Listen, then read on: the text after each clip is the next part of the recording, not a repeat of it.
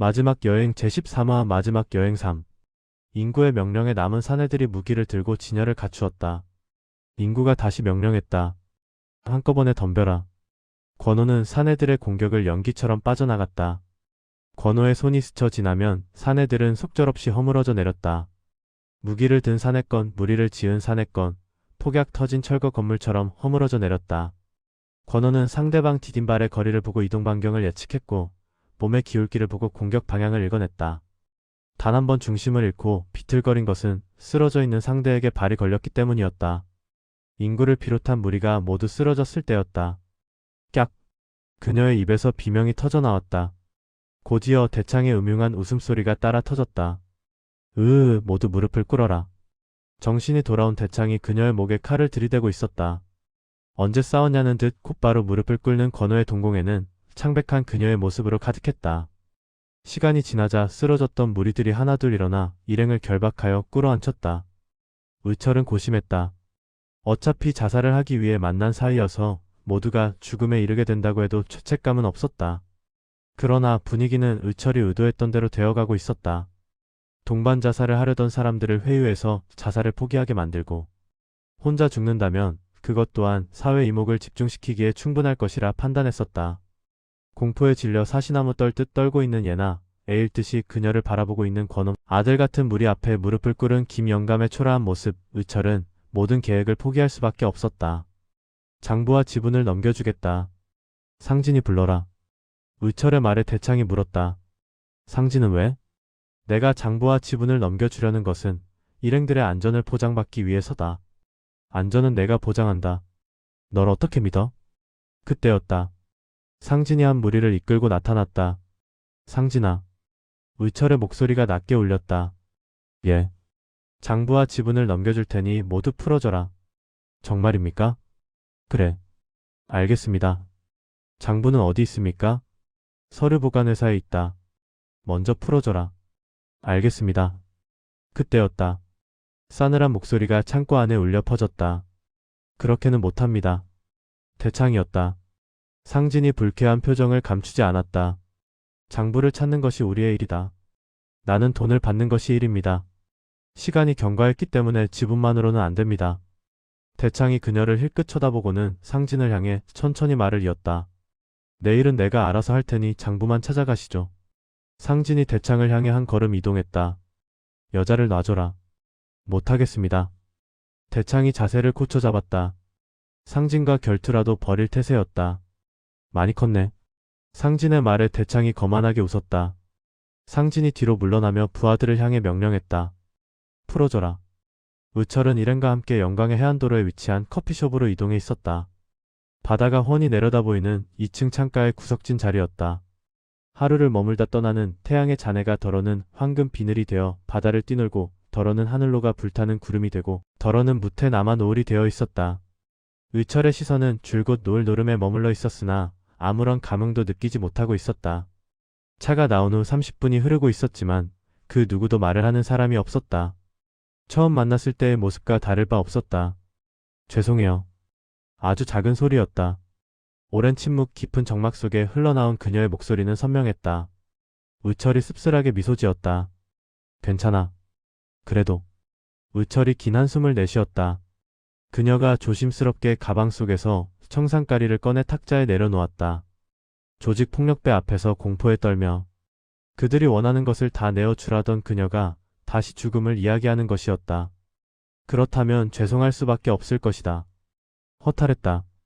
빠르게 무력감이 몰려들었다. 엉덩이를 앞으로 빼고 의자 등받이에 등을 깊숙이 기댔다. 그리고 눈을 감고 생각했다. 가족의 목숨까지 걸렸던 지분을 죽을 사람을 위해 내어준 꼴이었다. 바보 같은 짓이었다.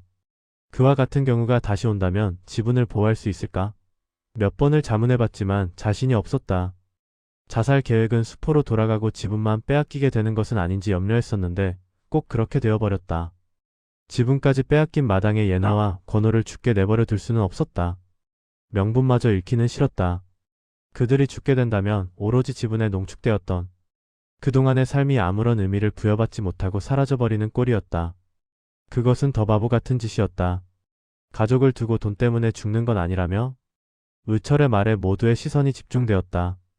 의철이 말을 이었다. 돈 때문도 아닌데 가족을 두고 죽는 건 뭐야? 모두의 시선이 의철의 시선을 쫓아 그녀에게로 이동했다. 가보자. 의철의 말에 그녀가 눈을 동그랗게 뜨고 쳐다봤다. 어디요? 집으로. 그녀가 깜짝 놀라며 손가락으로 자신을 가리켰다. 우리 집으로? 그래. 그녀가 고개를 강하게 휘저었다. 긴 머리가 원심을 감당치 못하고 허공을 갈랐다. 안 돼요. 부모님이 위험해요. 방법이 있어. 의철이 청산가리를 집어 그녀의 가방에 넣으며 말을 이었다. 진범에게 조직이 있어서 정말 예나를 잡기 위해 감시하고 있다면 바로 철수하는 것으로 하고. 의철은 그들이 따라오든 말든 자리에서 일어나 출구로 향했다. 그려 그렇게. 김영감이 따라 나섰다. 수릉원 주차장. 권호는 승합차의 운전석에 앉아 앞을 살피고 있고 의철은 해동이 마크가 선명한 시청이라 적힌 모자를 쓰고 룸미러를 통해 자신의 모습을 확인하고 있었다. 의철의 모습을 지켜보는 그녀의 얼굴에 수심이 가득했다. 영감님 오시네요.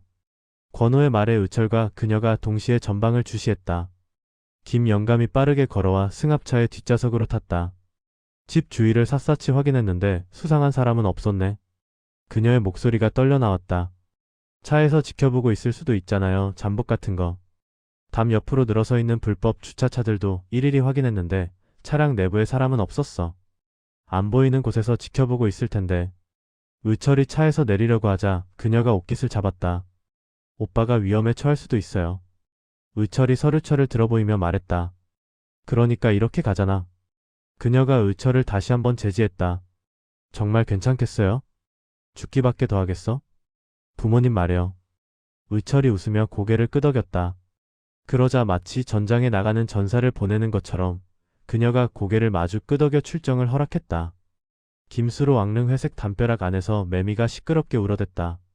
문화재 보호법에 묶여 개발되지 않는 낡은 도시는 김수로 왕릉과 회색 담으로 격리되어 있었다. 그녀는 운동모자를 깊게 눌러쓰고 정문을 통해 왕릉 안으로 들어갔다. 왕릉에서 그녀를 제일 먼저 맞이한 것은 등에 칼을 맞은 소나무였다. 벗겨진 각질 사이로 벌건 속살을 들이운 채 마치 왕릉을 지키는 수문장처럼 버티고 서 있었다. 몸을 잔뜩 비틀어 당장이라도 공격을 취할 태세였다. 그녀가 뒤돌아봤다. 권호가 수문장처럼 그녀를 뒤따르고 있었다. 그녀는 왕릉 뒷뜰로 이동했다. 부모님이 위험에 처하면 비명소리를 들을 수도 있는 곳, 집으로부터 직선거리 50m를 넘지 않는 곳이었다. 새들이 그녀를 보고 자지러졌다. 지지배배 지지배 지지배 지지배. 납치되던 날도 늦잠을 자려는데 새들의 조잘거림에 잠을 깼었다. 불길한 기운에 가슴이 쿵쾅거리기 시작했다. 의철은 진범이 그녀의 집을 감시하고 있을 것에 대비해 수로 왕릉 뒷담의 첫 집부터 조사를 시작했다. 팔자에 없는 호구 조사를 하며 주위를 세세히 살폈지만 수상한 낌새는 없었다. 마침내 그녀의 집 차례였다. 초인종을 2번 누르고 잠시를 기다려 다시 3번을 눌렀다. 그녀의 집에서는 아무런 기척도 없었다. 다시 연속 5번의 벨을 누르는데 먼지가 뽀얗게 쌓인 창틀의 우편물이 시야에 들어왔다. 계세요? 계십니까? 문을 두드리며 소리쳤다. 무슨 일이요? 목소리가 들려온 것은 앞집이었다. 할머니가 문을 빼꼼 열고 내다봤다. 의철이 사무적인 투로 말했다. 호구조사 나왔습니다. 그 집에는 아무도 없어요. 어디 갔어요? 할머니가 밖으로 나와 침을 튀겨가며 설명했다. 그 집 애가 실종된 것이 1년 넘었지. 아마? 애 애비는 딸 찾아다니야. 교통사고로 죽었어. 어미는 실성해서 정신병원으로 갔고 쯧쯧. 어머니가 입원한 병원이 어딥니까? 호구조사하는 사람이 병원을 왜 물어요? 할머니가 수상하다는 듯 쳐다봤다. 호구조사를 하니까 묻죠. 아니면 왜 물어요? 죽었는지 살았는지 확인을 해야 조사가 정확하게 될 것 아닙니까? 고개를 끄덕인 할머니가 집을 다녀와 서류 한 장을 보여주었다. 그녀의 어머니가 병원에 입원한 내용이었다. 통장이 가져온 건데 사람이 없어 내가 받아두었어. 이 서류를 누구에게 보여준 적 있습니까? 없어. 묻는 사람이 있어야지. 그동안 찾아온 사람은요? 애 엄마가 입원하기 전에는 같이 봉사활동하던 사람들이 왔었지. 그 후론 없었어. 할머니의 표정은 씁쓸했다. 어느 병원인지 할머니 말고 아는 사람이 또 있나요? 바르게 살기 운동하는 사람들이 면회를 간다고 들었는데 사람을 알아보지 못하는데도 꾸준히 찾아간다는 것을 보면 꽤 괜찮은 운동이지 싶어. 그녀가 말한 진범의 조직 이야기는 설득력이 부족한 이야기였다.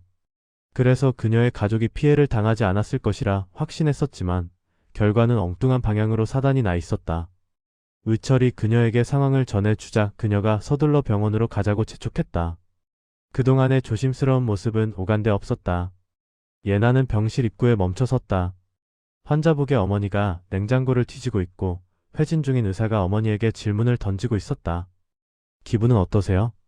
어머니가 의사를 질책했다. 쓸데없는 소리 하지 말고 우리 예나나 찾아줘. 찾고 있습니다. 아, 그래요? 어머니가 다시 냉장고를 뒤지기 시작했다. 뭐 찾으세요? 이 양반이 어딜 갔는지 코빼기도 안 보여서. 예나 찾으러 갔잖아요. 어머니가 환하게 웃으며 냉장고 문을 닫았다. 찾았대요? 아지고. 그럼 쉬세요. 의사가 병실을 나가자 뒤따르는 간호사가 의아해했다. 예나가 누구예요? 딸 실종되었다는군. 저런 세상에 아버지가 찾고 있는 모양이죠? 죽었어. 누가요? 아버지, 딸 찾아다니나 뺑소니 차에 치여서. 사실을 알려줘야 하는 거 아닌가요? 알려줬어, 수도 없이. 의사와 간호사의 대화를 멍하니 듣고 있던 그녀가 휘청거리는 몸을 문설주에 의지했다. 어머니가 그녀를 보고 반색했다. 야. 어머니가 그녀에게 성큼 다가섰다. 그녀는 어머니가 자신을 보는 순간 기억을 되찾았다고 생각했다. 엄마. 울음을 터트리는 그녀에게 어머니가 따지듯 톡촉했다. 우리 애나 좀 찾아와, 빨리. 그때였다. 옆에 있던 환자복의 여자가 어머니의 뒤통수를 후려쳤다. 야, 이 미친년아 시끄럽게 하지 말고 내가 가서 찾아. 정신이 온전치 못한 환자에게 손찌검을 하다니 그녀는 화가 났다. 따지려고 하는데 여자가 희죽 웃으며 그녀를 향해 허리를 정중히 굽혔다. 안녕하세요. 그녀는 아무런 말도 하지 못하고 오열을 터뜨렸다. 예나는 낙동강 속에서 부서지는 도시를 지켜보고 있었다. 강은 나무로 바람에 떠밀린 물결은 푹으로 흐르고 있었다. 강변에 핀 접시꽃을 보는 순간 머리카락이 우수수 빠져나가는 느낌이었다. 철모르고 핀 코스모스 꽃잎이 바람개비처럼 휘둘렸다. 그녀의 눈에 증오가 불타올랐다. 복수하고 싶어요. 김영감이 노기를 터뜨렸다. 당장 경찰에 신고해서 잡아넣어. 그녀가 힘겹게 입을 뗐다. 그가 살인을 저질렀다는 사실을 입증할 방법이 없어요. 비디오 속에서 죽은 여자가 실제 존재하는 것인지도 알 수 없는 노릇이고요. 이윽고 그녀의 목소리가 떨려 나왔다. 남영근을 죽인 것은 저예요. 저만 살인죄로 처벌받을 거예요. 철창에 갇히는 건 정말 싫어요. 그녀가 몸을 흠칫 떨었다. 내가 복수해줄게. 권호였다. 그의 굳게 담은 턱 근육이 실룩거렸다. 어차피 죽으려고 했던 놈을 죽이고 저도 죽겠습니다. 권호의 시선은 바람에 요동치는 물결 속을 흐르고 있었다. 그녀가 고개를 가로저었다. 저 때문에 오빠를 죽게 할 수는 없어요. 의철의 머릿속에는 예나와 권호, 진범, 원장의 탈을 쓴 전 회장, 전 대리, 상진, 태창, 그리고 김 의원이 톱니다 바퀴처럼 엉켜 돌아가고 있었다. 계속